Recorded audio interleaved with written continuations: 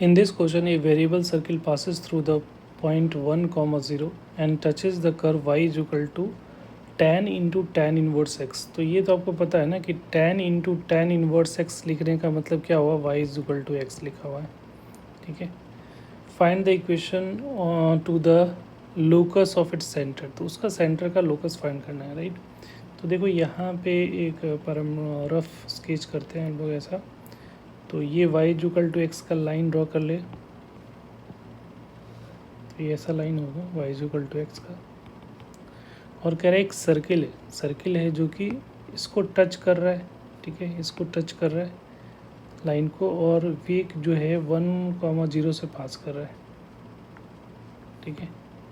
तो ये जो पॉइंट है वो 1, 0 है। एक P पॉइंट होगा, सर्किल का सेंटर जो होगा वो P होगा कहीं यहाँ पे, जिसका लोकस हम लोग को फाइंड करना है। तो देखो यहाँ पे दो कंडीशन दे रखा है, सर्किल के लिए मिनिमम 3 कंडीशन होना चाहिए, ठीक है। एक तो है क्योंकि 3 पैरामीट्रिक होता है, जैसे x² + y² + 2gx + 2fy + c लिखते हो, तो 3 पैरामीटर है g, f और c, ठीक है।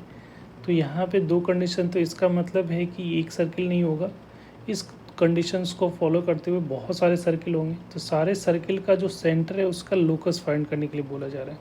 तो देखो ये पॉइंट से फिक्स है कि पास करेगा, तो यहाँ से इसकी डिस्टेंस ये रेडियस हो जाएगा, और यहाँ से ये जो है टच कर रहा है, तो यहाँ से ये भी परपेंडिकुलर होगा, ये भी रेडियस होगा, तो ये दोनों तो लेंथ सेम होगा।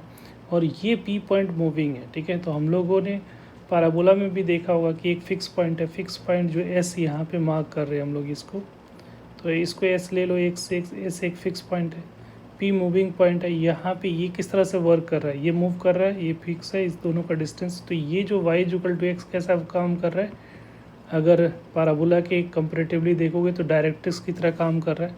तो इससे क्लियर पता चल रहा है कि ये जो P पॉइंट है वो कैसा एक जो है पैराबोला को रिप्रेजेंट करेगा, ठीक है। जो लोकस जो होगा वो एक पैराबोला को रिप्रेजेंट कर रहा होगा। तो इस पैराबोला का लोकस फाइंड करना है, ठीक है।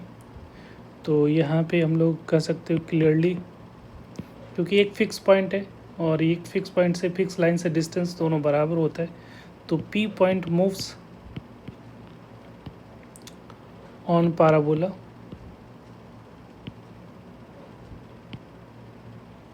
whose focus is 1, 0। जो फिक्स पॉइंट होता है उसको हम लोग फोकस बोलते हैं, और जो फिक्स लाइन है उसको हम लोग क्या बोलेंगे, डायरेक्ट्रिक्स। तो डायरेक्ट्रिक्स जो होगा इसका y इक्वल टू एक्स हो जाएगा। तो लोकस निकालना है तो SP इक्वल टू PM कर सकते हो, ठीक है। इस पॉइंट को M ले लेते हैं।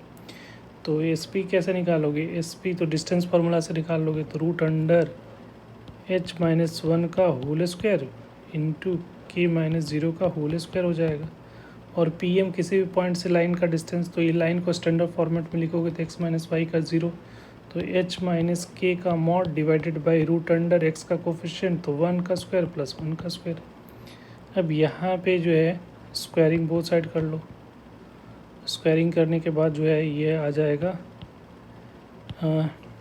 h-1 का whole square plus k² is equal to h-k का मॉड डिवाइडेड बाई √2, ये मॉड है h-k का स्क्वायरिंग कर दिया ना, तो ये √2 और नीचे में √2 को 2 हो जाएगा।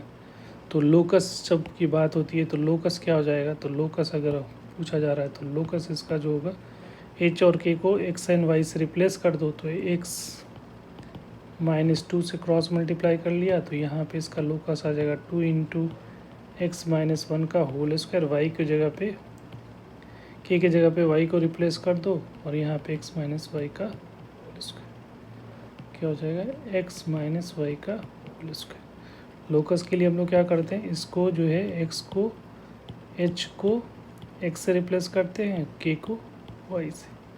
तो ये हमारा फाइनल आंसर हो जाएगा। Thank you.